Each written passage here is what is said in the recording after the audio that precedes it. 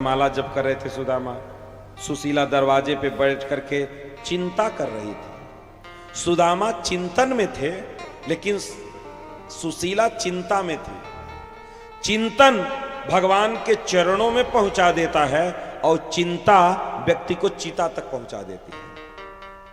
इसलिए जीवन में चिंता नहीं करना है। टाइम मिले तो भगवान के चिंतन में लग जाओ, चिंतन में लग जाओ। क्यों? क्योंकि खाली दिमाग शैतान का घर। जानते हैं जितना अभी पति पत्नी में लड़ाई हो रहा है 20 साल के पहले इतना नहीं होता है कि नहीं? आप लोगों को एक सर्वे में पता चला है कि जितना इस समय लड़ाई हो रहा है परिवारों में आपस में पति पत्नी में, उतना पहले लड़ाई नहीं होता था। बोले क्यों नहीं होता था? बोले पहले ना तो पति के पास टाइम था और ना तो पत्नी के पास टाइम था,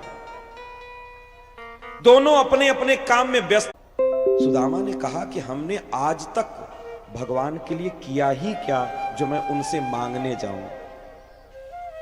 जो 24 घंटा माला जप कर रहा है, 24 घंटा जिह्वा पे नाम का उच्चारण कर रहा है, वो कह रहा है हमने जीवन में भगवान के लिए कुछ किया नहीं, इसलिए मांगने का मेरा कोई राइट नहीं बनता, मेरा कोई अधिकार नहीं है। लेकिन जो गदहा कभी भगवान का नाम नहीं लेता, वो भगवान के सामने एक ठो काड़ी अगरबत्ती लेकर के खड़ा होकर के सुख संपत्ति घर आवे कष्ट मिटे तन का, 50 पैसा का अगरबत्ती लेकर के पूरी संपत्ति ही मांग ले रहा है भगवान से। कह रहा है हमें सब कुछ दे दो।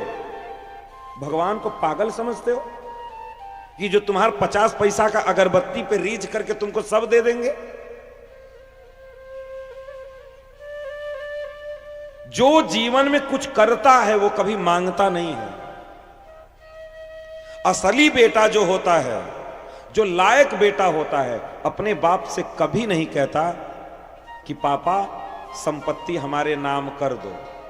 लेकिन जोन नशेड़ी गजेड़ी जोन 420 लड़का हैं, उन्हें सोचा थी कब बाऊ का अंगूठा लगवाई ले कि कुल प्रॉपर्टी अपने नाम हम करवाई लें।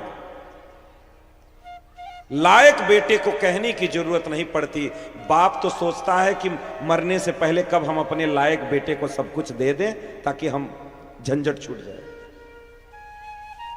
इसलिए जो कुछ करता है वो कभी मांगता नहीं। मांगते तो भिखारी लोग हैं।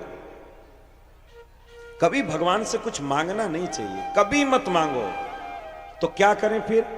केवल भगवान से प्रेम करो बस। जिस दिन प्रेम आप करते करते और भगवान भी आपसे करने लगेगा ना, बिना आपके मांगे सारी जिम्मेदारी उसकी हो जाएगी, आपको क्या चाहिए और क्या नहीं चाहिए। इसलिए भगवान से मांगो मत। मांगोगे तो धोखा में पड़ जाओगे। जैसे आप कथा करवा रहे हो, मान लो कहीं मित्र के पास गए रसीद बुक लेकर के, जाते ही हाल चाल हुआ, रसीद बुक निकाले, भैया कितने का रसीद काट दें? अगर आपके मित्र ने कहा भैया जोन समझिए आप काट लीजिए, आप कितने का काटेंगे?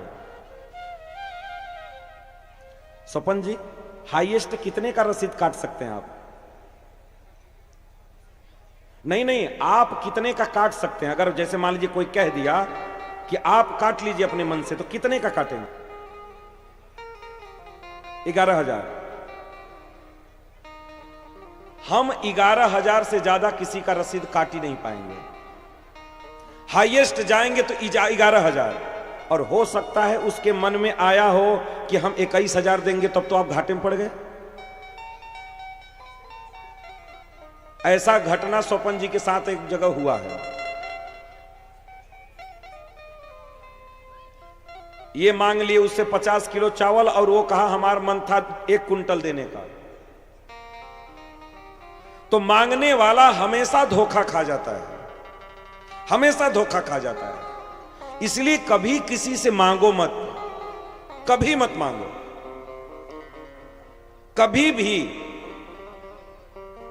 मांगा नहीं जाता, सामर्थ्य के अनुसार लोग दे देते हैं। और मांगने वाला हमेशा धोखा खा जा सकता है। इसीलिए हम लोग आज तक भगवान से मांगते आए हैं, इसीलिए हम लोग बार बार धोखा खा रहे हैं और बार बार इस जन्म मृत्यु के चक्कर में पड़े रह रहे हैं। क्यों? क्योंकि हम लोग भगवान से मांगते हैं।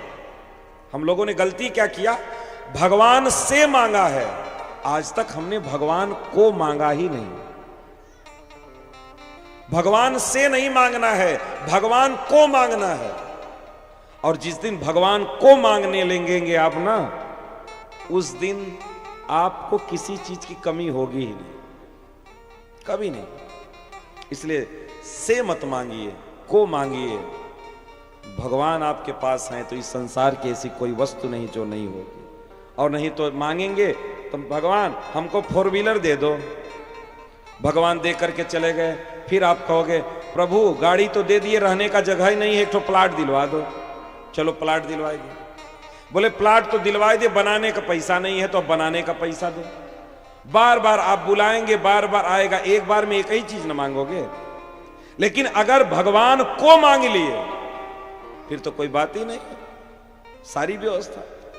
ऐसे ही सुदामा कहे कि आज तक हमने भगवान के लिए किया ही क्या जो हम मांगने जाऊं। सुशीला बुद्धिमान थी, चुप हो गई, कुछ नहीं बोली, कुछ नहीं बोली। उसके बाद